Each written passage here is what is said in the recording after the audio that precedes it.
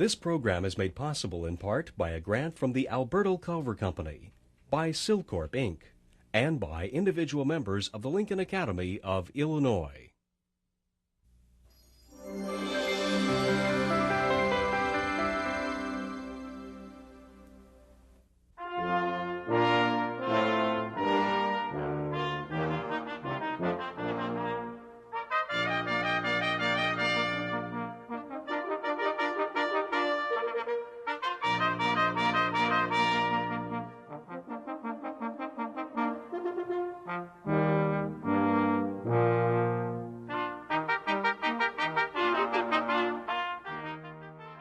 A business leader whose philanthropy has touched lives around the world. You really owe it to all the things that you can participate in to contribute back a portion of what you've been able to obtain in this economy. A career public servant who believes government can work to help people. You can make a difference, and you can help solve some of the challenges, whether it's your community, your state, or your nation's facing. A journalist who livens up the nation's political discourse. I really believe that the most important thing in this country is freedom. I worry about whether we're losing our freedom, whether the government is intruding on it. And a military hero committed to protecting democracy and winding down the nuclear arms race. Well, I hope that during my time in the CIA, I contributed to the sense of democracy. I believe strongly that we had to find a way to comply with the congressional laws. The lives of these remarkable individuals are as varied as the millions of people who call Illinois their home. But they share in common the courage, commitment, and service to humanity that has earned them their state's highest honor. As laureates of the Lincoln Academy of Illinois, they now join a select group of more than 200 men and women whose lives and works have brought recognition to Illinois in the spirit of its most famous son, Abraham Lincoln.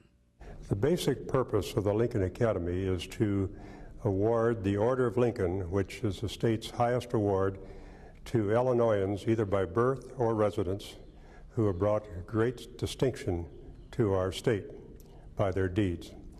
The main thing of what have they done with their successful careers that have brought credit to the state and have been, in their respective fields, something for humanity. Founded in 1965, the Lincoln Academy of Illinois is patterned upon the learned academies of Europe. In structure and purpose, it is unique among the 50 states. Members of the nonpartisan, not-for-profit academy are appointed by the governor, who also serves as its president. Each autumn, the laureates are chosen from 10 fields of endeavor: agriculture, arts and the performing arts, business, industry and communications, education, government and law, labor, medicine and science, religion, social service, and sports. The laureates are inducted into the Academy in a formal convocation and investiture ceremony held each spring around the state of Illinois. They are awarded the Order of Lincoln Medallion, the state's highest award for individual achievement. Its colors of red, violet, and green symbolize the state bird, the cardinal, the state flower, the violet, and the leaves of the state tree, the oak. In addition to its laureates, the Lincoln Academy also recognizes potential leaders of tomorrow by honoring the outstanding senior students at each of Illinois' 4-year degree-granting colleges and universities in ceremonies held each fall at the Illinois State Capitol. Now for the key part of the convocation, the traditional ceremony when we recognize the work of famous Illinois citizens, citizens by birth or residence. The new laureates have been selected by the officers, regents, and general trustees of the Academy in a procedure that commenced early last year. I now ask that John Simon, a general trustee of the Academy, read the citation for Laureate Lester Crown. Born in Chicago, Lester Crown is a distinguished company executive and philanthropist whose unselfish support benefits numerous civic, cultural, and religious organizations in the United States and overseas. Mr. Crown leads 2 companies founded by his father, Material Service Corporation and Henry Crown and Company. Notwithstanding his demanding positions as chairman of Material Service Corporation and president of Henry Crown and Company, Mr. Crown actively donates his time to give resources to hospitals, schools, and cultural institutions in Chicago, across the country, and around the world. Lester Crown's philanthropies are extensive. He serves on the boards of Tel Aviv University and the Weizmann Institute of Science, both in Israel, and the Jerusalem Foundation and the Jewish Theological Seminary of America in New York. Closer to home, he sits on the boards of Children's Memorial Hospital and the Children's Memorial Foundation. He also supports the Lyric Opera of Chicago, the Chicago Zoological Society, the Metropolitan Planning Council, and Northwestern University. A consummate businessman whose bottom line includes the well-being of others, Governor Ryan, it is my privilege to present to you as a laureate of the Lincoln Academy of Illinois, Mr. Lester Crown.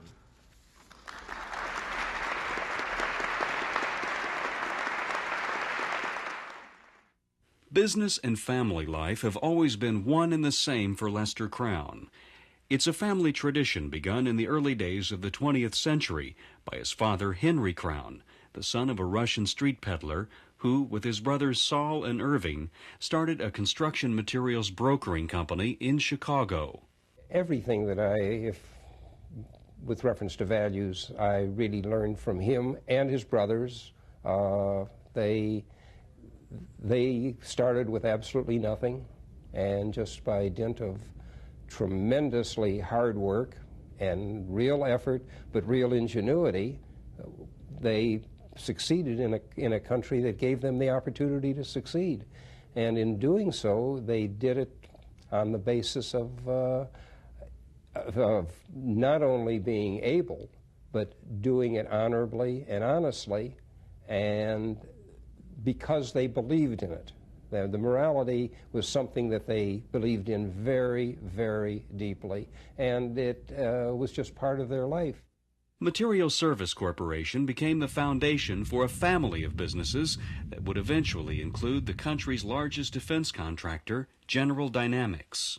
He really believed that you couldn't make a good deal first with the wrong people. So if you had any real concern about the honesty of the people on the other side of the table, forget about it. There'd be no transaction that would be worth it. And the second part, which I think is very unusual, is he really felt that if you weren't a better friend of the person with whom you were dealing after the deal was over, it really wasn't a very successful deal. Lester Crown learned the business from the ground up, starting as a laborer in the company's workyards. You learn the business intimately from top to bottom. There was no part of the company that I or my brothers didn't work in. I think the part that I really got the biggest kick out of is, I guess in the 70s, I can say that there wasn't a superintendent of a plant that I hadn't worked for in the field in the time that I was growing up. They're the ones that really know what should be done, how it should be done, what is being done wrong, and they're the ones that really give you the information and the ability to not have to work through an organization, but in essence, if you need an answer to a question, you can go to almost any level and talk to them because you know them and they know you on a first-name basis.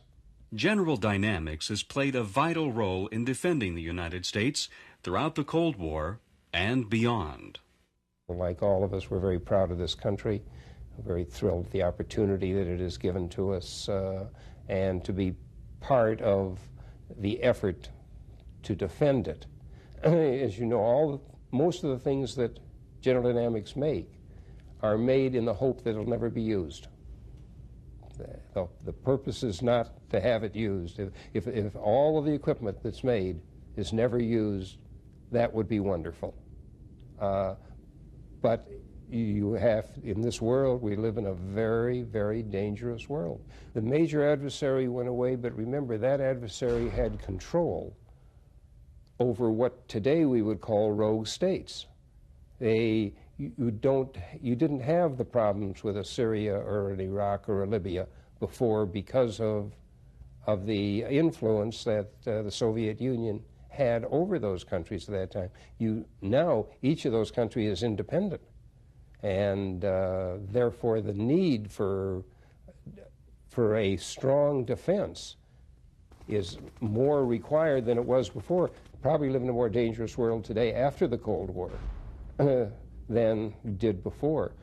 And this type of equipment is required for defense of the United States. And it is a very thrilling thing and a very satisfying thing to be part of a company that produces it.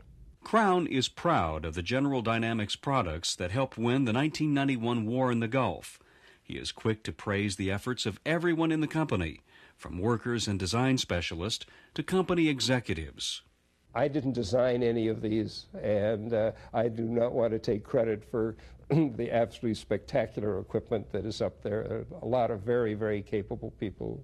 I've just gotten the benefit of being associated with them. But of all of I think of the equipment that is there that give you the greatest pride, the F-16 as a lightweight fighter, which is still the premier low-cost fighter in the inventory today, 25 years later, and what we've been able to produce as far as in the submarine inventory. That piece of equipment is the ultimate stealth and is the real piece of defensive equipment throughout the entire world. Lester Crown maintains an active business life and remains strongly committed to his family's long tradition of philanthropic works. We've had the opportunity, especially during the last 50 years, to prosper in a way that never existed before. And really almost from a selfish standpoint, I guess there's two standpoints. From a selfish standpoint, one, you want to perpetuate that for your children. And if you want to perpetuate it, you really owe back to the society as a requirement. It's really a debt to perpetuate it. And so the giving back is something that is a debt. It's not something that should be thanked for. Many of his philanthropies reflect, but are not limited to his Jewish heritage. I don't think there's any one particular area. Obviously, growing up in the Jewish tradition, the heritage and the tradition is tremendously important to us. So that all reference the State of Israel and Jewish causes are number one priority as far as we're concerned. But it isn't the only one. We're very much involved in the city of Chicago because we've had the good fortune to live here, the state of Illinois, and other things nationally. So you really owe it to all the things that you can participate in to contribute back a portion of what you've been able to obtain in this economy.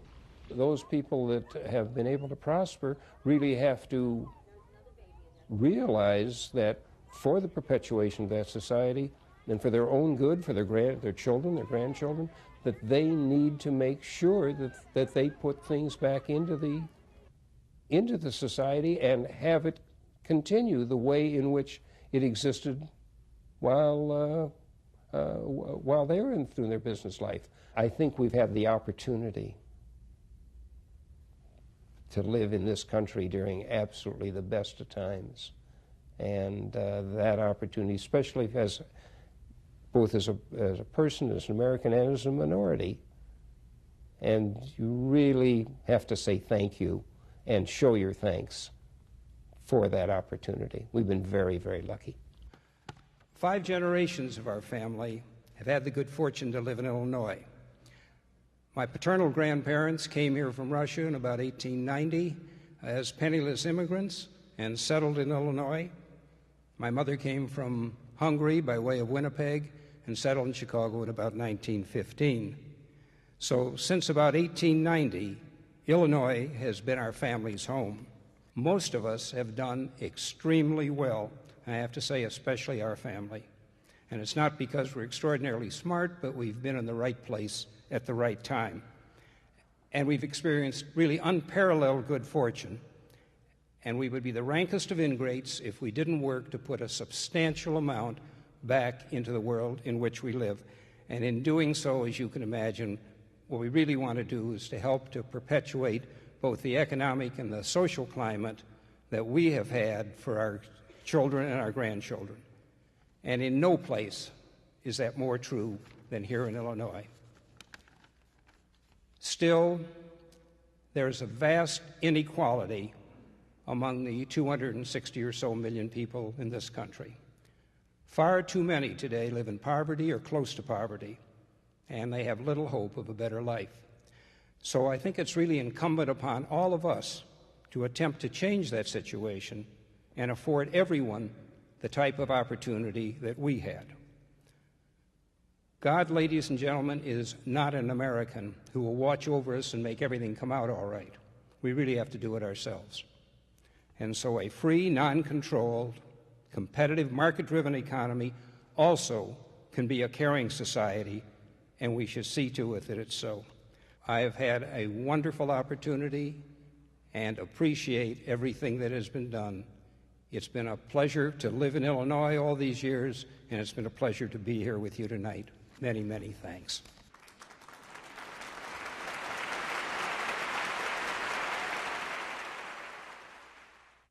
Born in Veneta, Oklahoma, Governor Jim Edgar, during 2 terms as the state's chief executive, pledged fiscal responsibility and delivered a balanced budget, practiced fiscal discipline that nourished the state's economic growth, and championed education by negotiating historic legislation that transformed the funding of the state's public schools.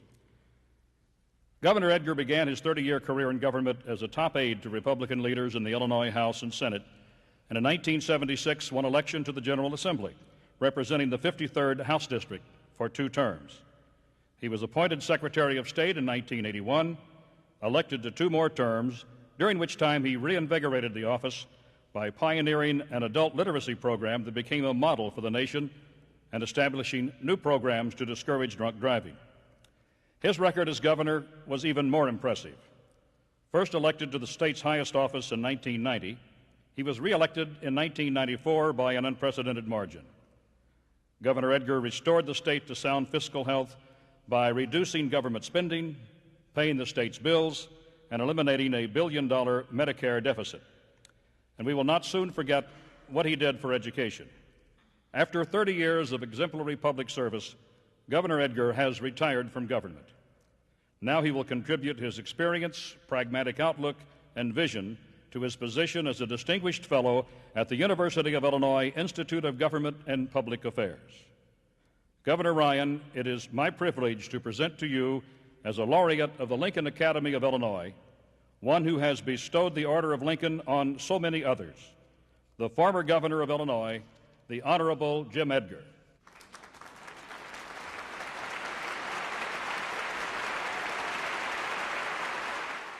Growing up in Charleston, Jim Edgar's fascination with politics and an independent streak revealed themselves early. In the 1st grade, he campaigned for Dwight Eisenhower, only to find that his parents were nominally Democrats.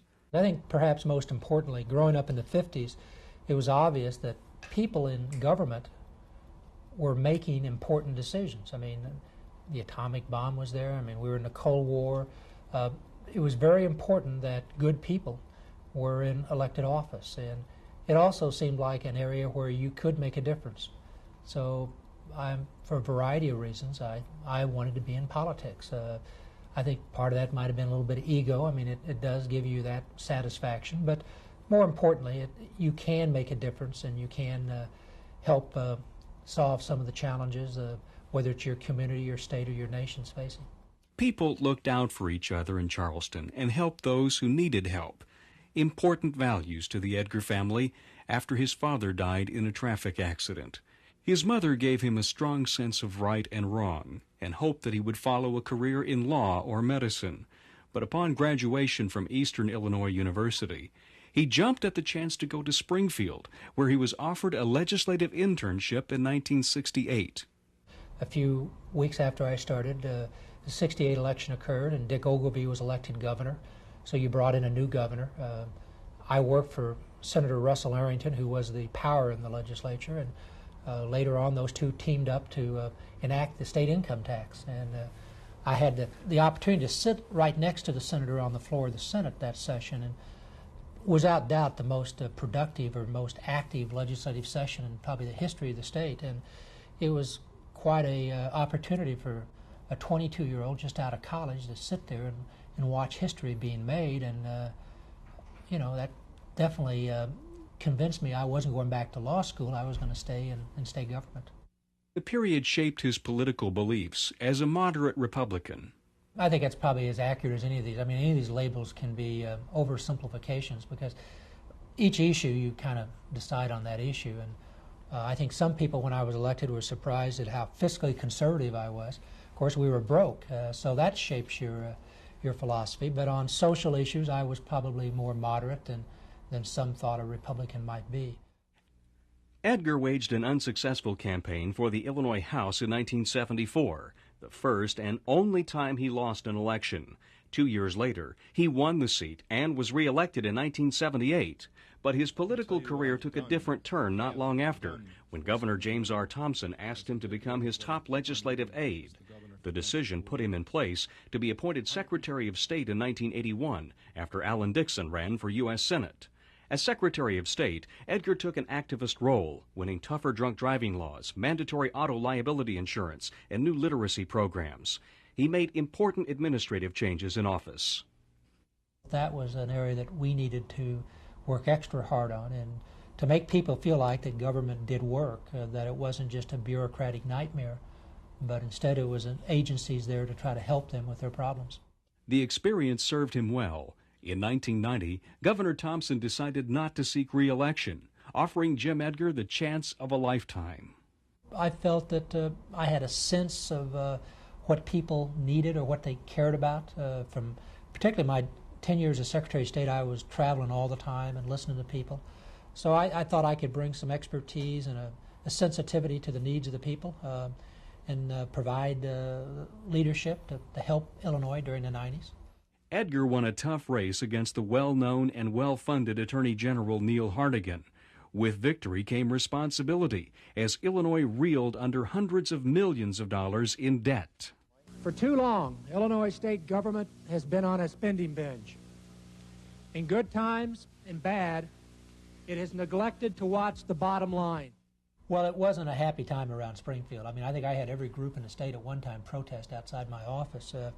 The Democrats referred to me the first 2 years as Governor No. Now, I took that as a compliment, because most people on the street understood that. I mean, they understood if you don't have the resources, you've got to say no. And I think we did as good a job as you could under those circumstances of getting the state through a very difficult time, keeping our commitments, and then positioning Illinois for the rebound that occurred in the mid-90s. And today I think the state's far stronger because of those efforts that we made in the early 90s. The financial discipline succeeded. Illinois started paying its bills on time, erasing a $1 billion Medicaid debt, and eventually showing a positive checkbook balance. Education also topped the governor's agenda, winning legislative approval of a permanent income tax surcharge for schools in his first term and sweeping reforms for Chicago schools in his second. Troubled that many Illinois schools could not afford the bare minimum of educating their children, Edgar named a blue ribbon task force that proposed raising state income taxes for schools in exchange for property tax relief.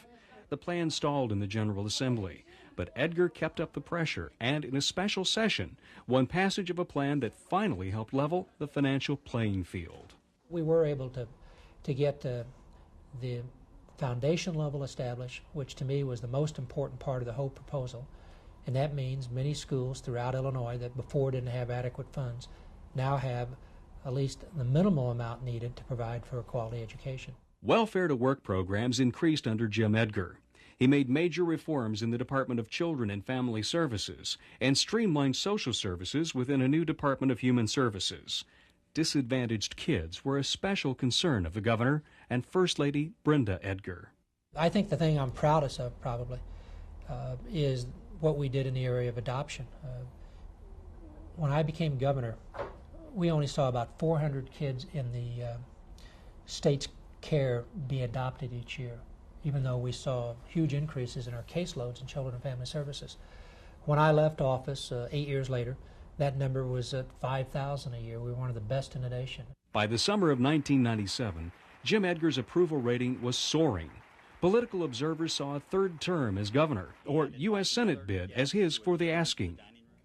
I will not be a candidate in the upcoming election. It has been a very, very difficult decision. However, after 30 years in state government, I have concluded it's time for Brenda and me to begin a new chapter in our life. I've been at this for 30 years.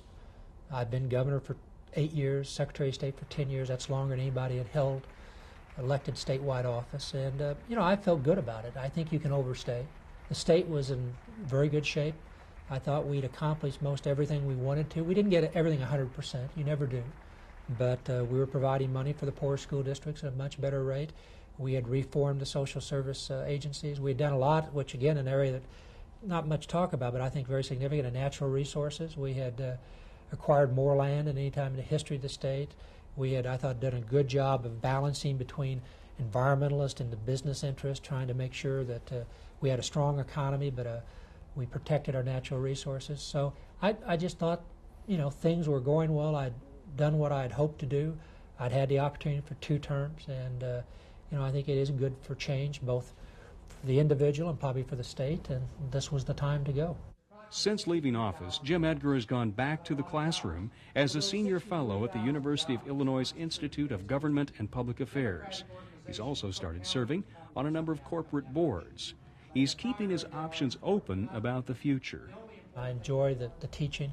I enjoy having a chance to be on these boards. I enjoy having a little more chance at night to read and go for a hike. So I'll just keep looking and listening, and maybe something will grab me like politics grabbed me back in first grade.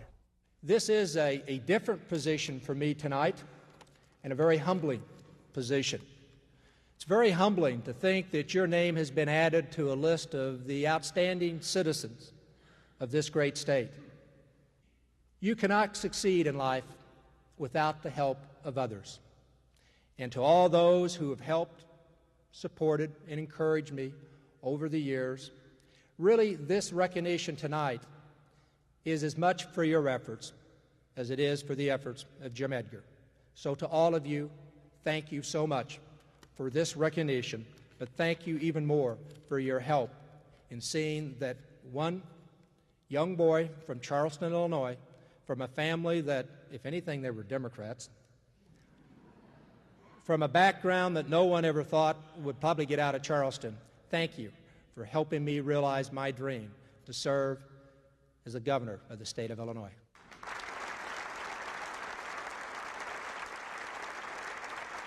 Born in Joliet, Illinois, veteran reporter and commentator, Robert D. Novak has been contributing to political discourse of this country for more than 40 years. In print and on television, his informed and often pointed views of current events are enlightening, thought-provoking, and many times even anger-provoking. But that's just what a good political analyst does, and Robert Novak is one of the best. Mr. Novak began his career in journalism while earning a bachelor's degree at the University of Illinois at Urbana-Champaign. In 1963, he and Roland Evans, then covering Congress for the New York Herald Tribune, began writing Inside Report.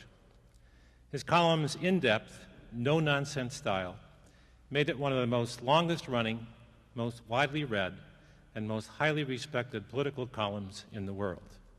The same passion, insightful thinking, and hard-hitting style that has made Mr. Novak's print journalism so engaging has also made him a fixture on some of television's most-watched political talk shows.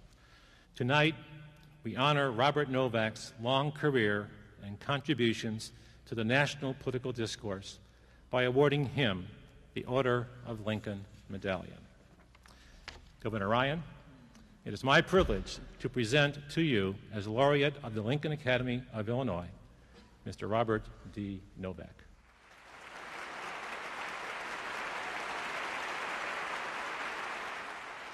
And next, Bill Press and I will make some taxing comments.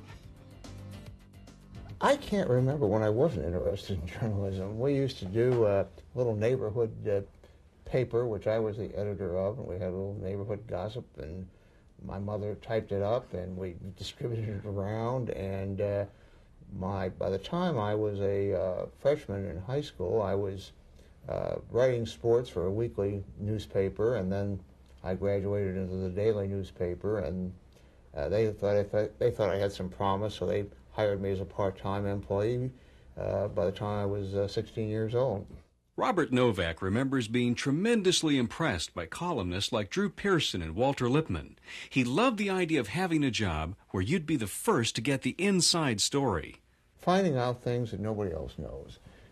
Now, I have become ideological as time has gone by. I think anybody who deals with politics and ends up with no opinions and ideas is a neuter. But still, what gets me excited is when I really find out something that other people don't know, and that's why, even though I'm a columnist, I still think of myself as a reporter. Novak worked his way through the University of Illinois, writing for the Joliet Herald-News, the Champaign-Urbana Courier, and the Daily Illini.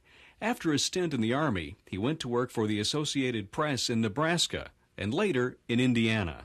The great thing about writing for The Wire was that you had to be fast. Particularly, my first bureau was Omaha, which was a very small bureau, and I was writing the Radio Wire, and I was writing news stories at the same time. I would, in a given day, it was not surprising that I'd write 20, 25 stories in a day. So speed was the premium, and accuracy, because you didn't have much editing. It went pretty well straight from your typewriter to The Wire. In 1957, the AP sent Novak to Washington to cover Congress.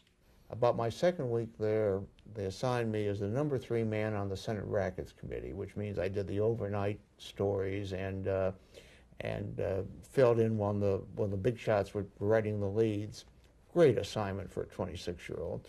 So I got to meet immediately Jack Kennedy, Bobby Kennedy, Barry Goldwater, Edward Bennett Williams, Jimmy Hoffa.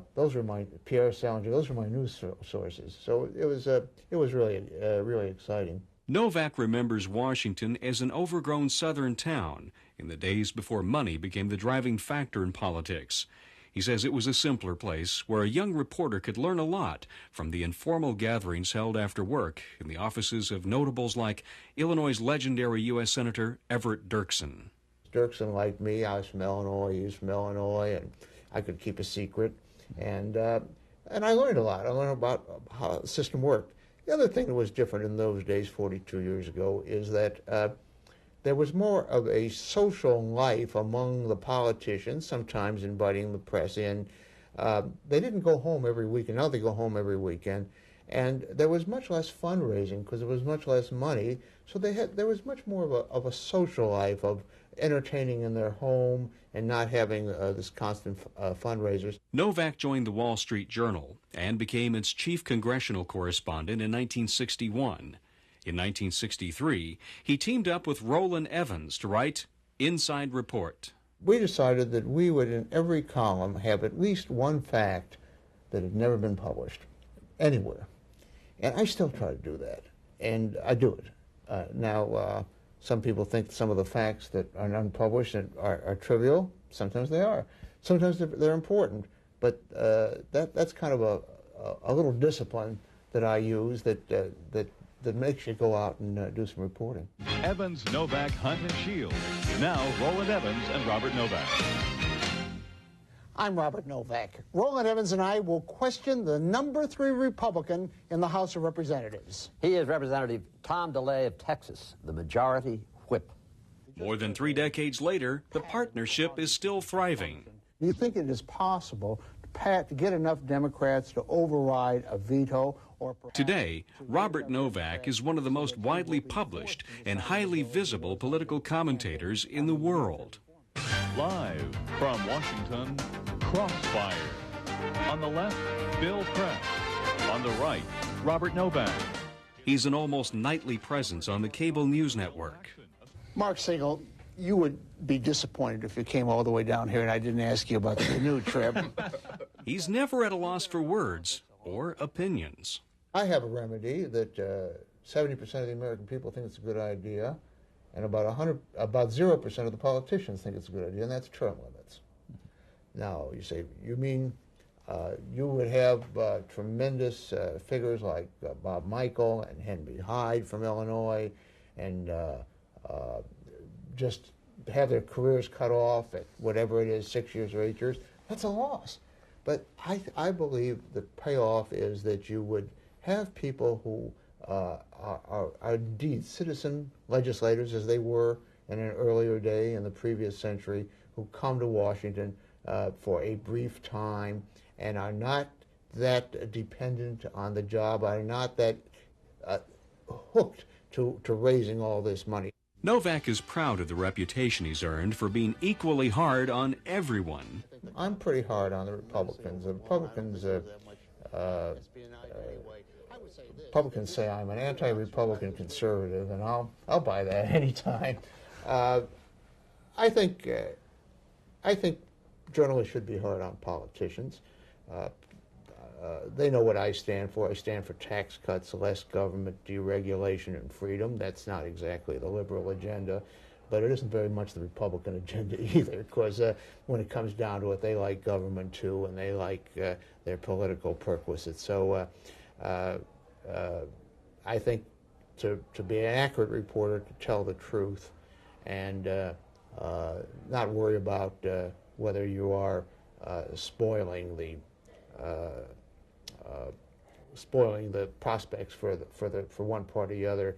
At the peak of his career, Novak is reflective about his place in journalism. I guess it's the greatest satisfaction in my closing in my final years. I guess I've been at it now for long. I'm 68 years old and working harder than I've ever worked. But I really do believe that apart from doing scoops and meeting fascinating people like Lyndon Johnson and Richard Nixon and having a front seat in history, I really believe that the most important thing in this country is freedom.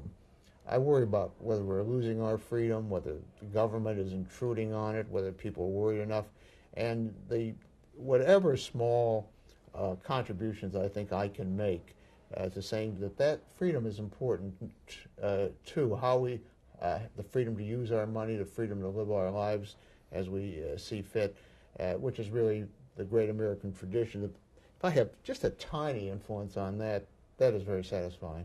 Now, the last full year that I spent in Illinois was 1951, before some of you were born.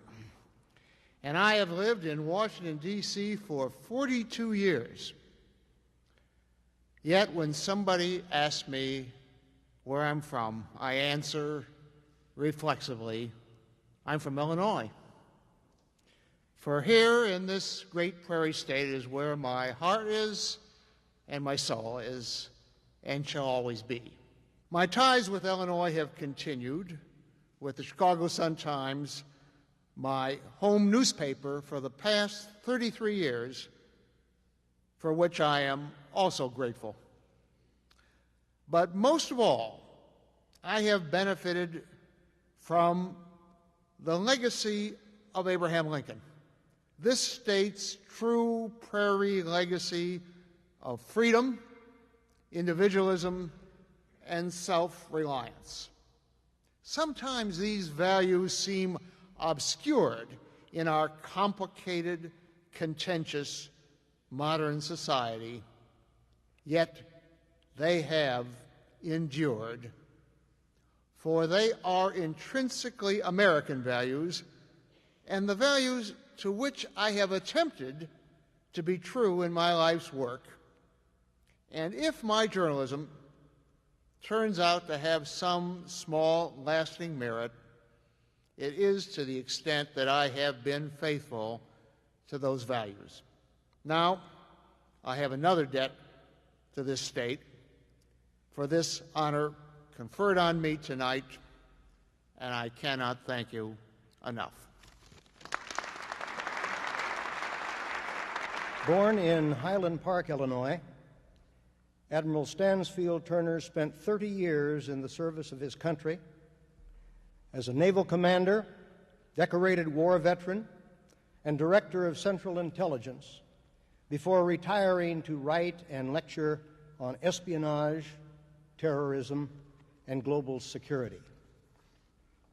A 1946 graduate of the U.S. Naval Academy, Admiral Turner steadily advanced through the ranks from ensign to admiral. He earned a reputation as an effective and open-minded leader. He was advanced to the rank of full admiral when he became commander-in-chief of NATO forces in Southern Europe. On an hour's notice in February 1977, Admiral Turner flew from Italy to the nation's capital at the request of President Jimmy Carter, who nominated him to become Director of Central Intelligence. While a senior research fellow at the Nobel Peace Institute at Oslo, Norway, Admiral Turner wrote his 1997 book, Caging the Nuclear Genie, in which he proposes new solutions to the problem of international nuclear proliferation. We are grateful for Admiral Turner's untiring efforts to protect the United States and her citizens. Governor Ryan, it is my privilege to present to you, as a laureate of the Lincoln Academy of Illinois, Admiral Stansfield Turner.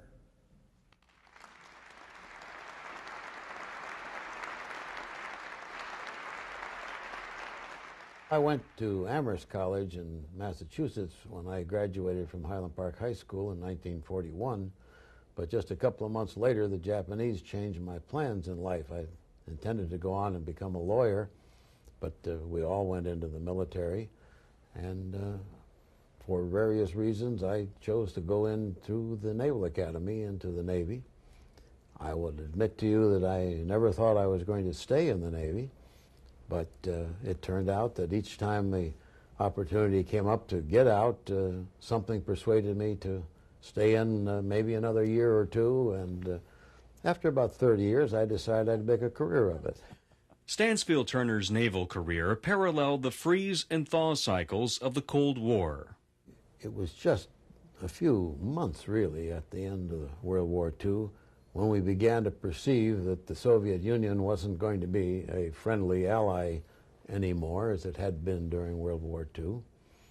And this tremendous suspicion between the countries developed, this tremendous animosity, the feeling on our side that the Soviet Union was out for world conquest. Whether that was true or not, it became an accepted dogma in this country. And our foreign policy really was, if it's good for the Soviets, it's bad for us. Rising through the ranks, Turner watched uneasily as East and West built vast stockpiles of nuclear weapons. If we decided if they had 10, we needed 12, they decided if we had 12, they needed 14. And this thing cascaded up to where between the two of us, there were over 70,000 nuclear warheads in the world. It was absolutely absurd, but it was extrapolating a concept of conventional warfare into this new field because we did not appreciate how generically different these weapons were. Turner served with distinction during the Vietnam conflict, where he commanded the guided missile cruiser USS Horn. Promoted Rear Admiral in 1970, his commands included a carrier task force in the Mediterranean. Onshore, Turner was assigned to the Pentagon and the presidency of the Naval War College in 1972. Promoted a full admiral, Turner was head of NATO's southern flank when his leadership abilities caught the attention of another Annapolis graduate in 1977, as President Jimmy Carter called on him to head the Central Intelligence Agency. Turner streamlined operations, promoted scientific intelligence gathering methods, and rehabilitated the agency's reputation, a reputation that had been damaged by revelations made by congressional and White House investigations. President Carter's job and my job was to revive the morale of the CIA, while at the same time undertaking the very difficult task of getting them to accommodate to the congressional demand for greater oversight, for greater insight into what was going on in the CIA. And the professionals in the CIA, very understandably, were quite wary of telling a congressional committee, this is what we're doing with this spy here and that spy there, because spies' lives can be at risk if you tell too much about them, give them any identification. So it was a very difficult time in the CIA's history to accommodate to the law of the country while maintaining our capability to do good, effective spying work. Turner believes intelligence agencies can be effective in a democratic society. First of all, you've got to obey the law. The CIA is not above the law of this country. If the Congress passes laws that make it impossible to do good intelligence, you still have no choice. You've got to obey the law. But you've got to go back and point out to them why it was an inadvisable law. But you can't just flaunt it. Secondly, the President and the Director of the Central Intelligence Agency must set certain standards of ethics. There have got to be levels that you won't stoop below. One of them that's very much on discussion today is, do you assassinate people? Do you assassinate Saddam Hussein? Do you assassinate Milosevic in Yugoslavia? And every president since President Ford has had a written directive said, no, we won't do that. That's a level of ethics below which we don't want to go. Why? Well, because it is unethical, too unethical. But also because, as a pragmatic matter, if we start in that game, our president is very vulnerable, and we won't go to his dirty tricks as will other people. Since his retirement, Turner has worked tirelessly for nuclear disarmament, arguing that current treaties don't go far enough or fast enough to get rid of an estimated 37,000 remaining nuclear warheads. The alternative I propose is called strategic escrow. Tomorrow morning, Mr. Clinton calls the commander of our strategic command just to the west of here in Offutt Air Force Base in Omaha, Nebraska, and he says, General, I want you to take 1,000 warheads off of our missiles, and I want you to move them into storage space about 1,000 miles away, 100 or 200 miles away, enough that you can't just move them back quickly. Now, I, Mr. Clinton, am going to invite Mr. Yeltsin to put observers there. They have no authority other than to count what goes in and if anything comes out. We then hope that the Russians will do the same. If they do 1,000 after we do 1,000, we'll do another 1,000. They'll do another. This does not get rid of the weapons. It just makes them not immediately available. If we find the Russians are cheating, we can bring ours back. Mm-hmm. But in a very few years, 3, 4, we could have our two arsenals to where there were only a few hundred nuclear weapons actually ready to fire.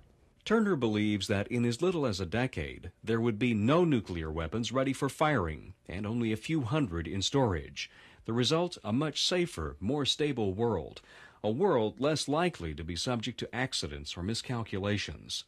He continues researching, writing, and teaching on disarmament and intelligence issues, steadfast in his belief in the democratic process. Well, I hope that during my time in the CIA, I contributed to the sense of democracy.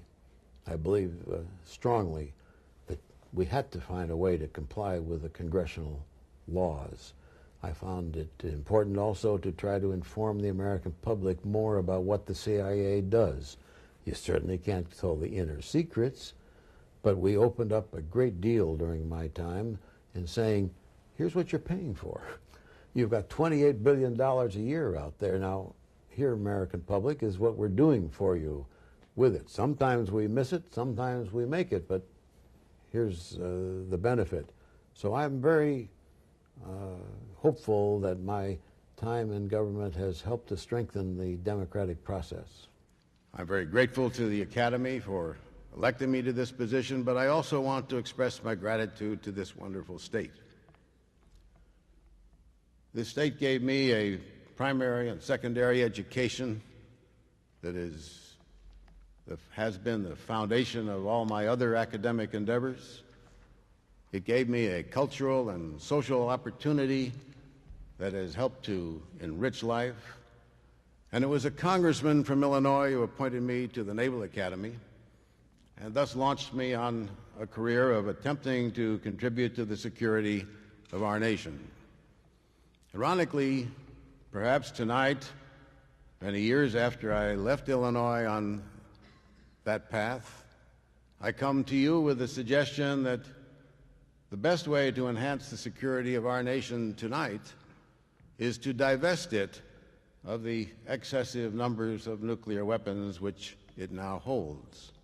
And therefore, I plead with you, we, the people, must tell our representatives in Congress, must tell our representatives in the White House that we want something done.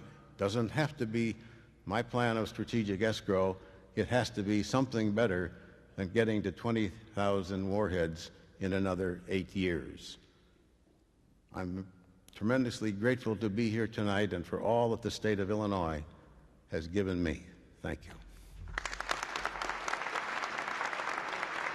It is now my distinct privilege to present the new president of the Lincoln Academy, the Honorable George Ryan, Governor of Illinois. The Order of Lincoln is the highest honor that this state can bestow on its sons and daughters. It's an honor that's not given lightly and without thought, nor is the decoration given without considerable effort and accomplishment on your part. It's a measure of your works, your effort, and your successes. Not everyone wins a medallion, but everyone can win a medallion. They're available to anyone in this state, like Lincoln, who dreams for the future, works hard in the present, and remembers the lessons of the past. The latest additions to the Academy continue in the 34-year tradition of this order and continue the tradition of Abraham Lincoln's life and his legacy. Tonight, we honor 4 people who have risen in life as their hearts and minds remained on the prairie. Lester Crown, an industrialist and philanthropist, is a grandson of immigrants whose family business rose from a suspender factory on Milwaukee Avenue in Chicago to control of General Dynamics. His mark on cultural, educational, and civic affairs in Illinois is second to none. Governor Jim Edgar, my predecessor as the president of the Academy and as governor, prodded and pushed Illinois during his 8 years as governor to prosperity and to strength, and I'm grateful for that. Because of his work, Illinois is prepared to meet the challenges of the 21st century. I know, Jim, it certainly made my first 105 days a lot easier with the budget that you left. Robert Novak, who is the acclaimed syndicated columnist and television pundit, uses his unique insights in our nation's capital to pierce the pompous ways of Washington and to bring people from outside the Beltway into the decision-making process so they know what's going on. Now, Bob, I want to tell you that's the nicest thing that I've said about a reporter in a long, long time. Admiral Turner has served his country his entire adult life, not only as a member of the United States Navy, but as director of the Central Intelligence Agency under President Carter. He's left an indelible mark on this nation and on our progress as one of the world's great powers. And so, ladies and gentlemen, it's with a great deal of pleasure that I ask you to recognize once again the newest laureates of the Lincoln Academy. Gentlemen, let him who merits bear the palm. And to all of you, my warmest congratulations, not just on your recognition this evening, but for the good things that all of you have accomplished, achievements that have earned you a place within the Order of Lincoln. Congratulations and thank you very much.